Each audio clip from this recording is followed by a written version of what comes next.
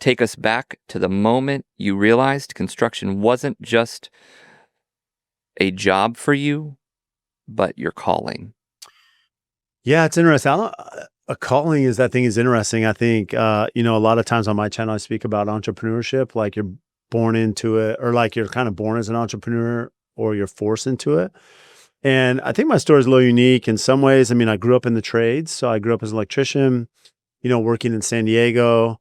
I was actually in college to do finance. So I was going to be studying finance, and I was taking some of those classes, those electives you have to do to, apply for the business program, the Marriott School up at BYU. And a friend of mine from San Diego, actually, he at this time, he had been 28, 29, 4 kids. And he was in his career making good money in San Diego, working in the trades. He was working for a low voltage and fire alarm company there. They did a lot of prevailing work, which is prevailing wages is government work. So you're working on military bases and schools. And so he's making, when you're doing prevailing jobs that time, I mean, this is 2001, 2002. He's probably making $35, $40 an hour, which is pretty good money in the trades, back then, 25 years ago. And he's like, I'm going to quit that and I'm going to go get my degree in construction management. And he was at this time, he would have been 7 years older than me. And he kept saying, Brad, like, you should do this. You should look into it. And so in college, I ended up changing my whole career. I ended up changing from finance to construction.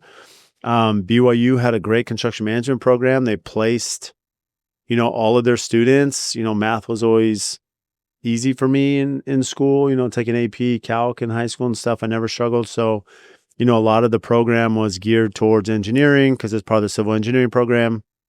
And, engineering is one of the longer programs. So long story short, and this could be a really long story. I'll make it quick, but I ended up going into construction right out of college.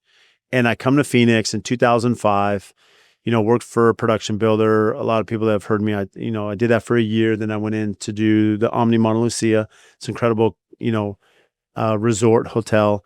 And then I was like, I'm getting out of construction, going back to finance because I was going to go back and get my MBA. So I'm just like, I'm going to go back in the finance route. That's the plan. And again, out of necessity, some life circumstances changed. And here I am back into construction, get my own license, start AFT. And then I would say, to answer maybe the calling thing, I don't really know. All I know is that, from 2013 to 2017, I was trying to figure it out. And I just knew that social media, trying to learn as much as I could about building science and becoming a thought leader were ways that I could actually elevate and compete at a young age to do some of the projects we're doing today. So, I think over the years, I've seen the value of networking. You mentioned a relationship. We've had Jesse, being a mentor to others, starting my podcast. I mean, I think there's a lot of layers, but all of it is engrossed as far as like trying to build AFT in our team. So yeah,